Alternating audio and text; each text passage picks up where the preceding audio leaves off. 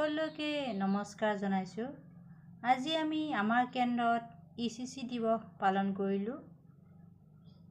পেলনীয়া সামগ্ৰীয়ে তৈয়াৰী পুতলাৰ দ্বাৰা এটি সৰু পৰিয়ালৰ বিষয়ে শিশুসকলক বৰ্ণনা কৰিলোঁ।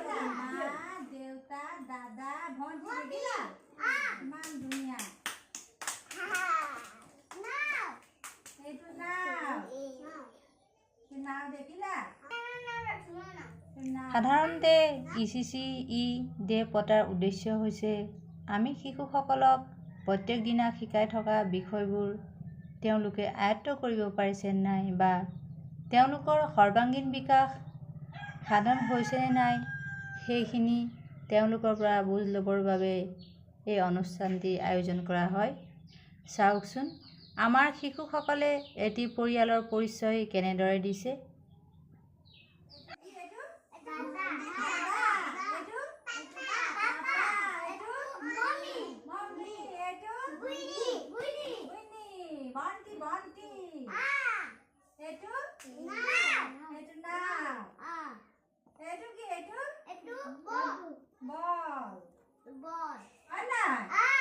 দাদা টুপি পিন্ধি ভাল লাগিছে দেখিলা? দেউতাই শাক পাচলি আনিছে দেখিছা? সেয়া শাক পাচলি আনিছে বনাই খাবলৈ।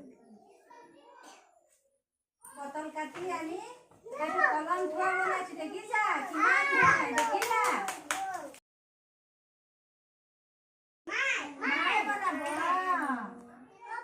দাদাই ভণ্টিয়ে খাব হয় নহয়? পুতল এইটো পাপা দাদা দেখিলা? এইটো কিমান ধুনীয়াকে বনাইছো দেখিলা?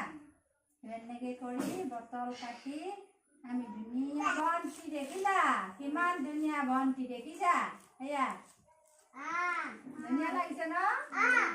লগতে তেওঁলোকৰ মনোৰঞ্জনৰ বাবে কাউৰী আৰু শিয়ালৰ সাধু এটাও শুনালোঁ। শিয়াল আৰু কাউৰী সাধু এটা তোমালোকক কম দেই, শুনিবা। এটা শিয়াল আছিল। শিয়াল দেখিছানে?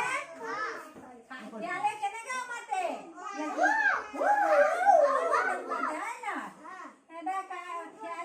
শিয়ালে এটা জংঘলত গৈ আছিলে। গৈ থাকোতে এজোপা গছৰ ওপৰত কাউৰী এজনী দেখিলে। কাউৰীজনীয়ে মুখত মঙহৰ টুকুৰা লৈ আছিলে। তাৰপৰা এতিয়া কাউৰী শিয়ালটো মঙহৰ টুকুৰা দেখি লোভ লাগিলে নহয়, একদম খাব মন গ'ল।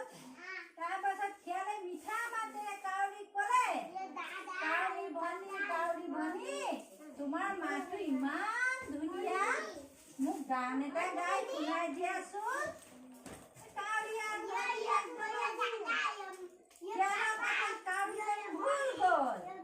ভুল গৈ মোৰ মা ধুনীয়া বুলি কৈছে বুলি ফুৰ্তিতে মাংসটো তলত খৰি পৰিলে। মাংস যেতিয়া খৰি পৰি শিয়ালে টুপকে খাই একদম লৰ মাৰিলে দেখিলা? লৰ মাৰি গৈ হাবিত সোমালে। সাধু শুনি কেনেকুৱা লাগিলে? ভাল লাগিলে? ভাল লাগিলে ন? ছুটিৰ সময়ত তেওঁলোকৰ সৈতে ৰাষ্ট্ৰীয় সংগীত গাওঁ।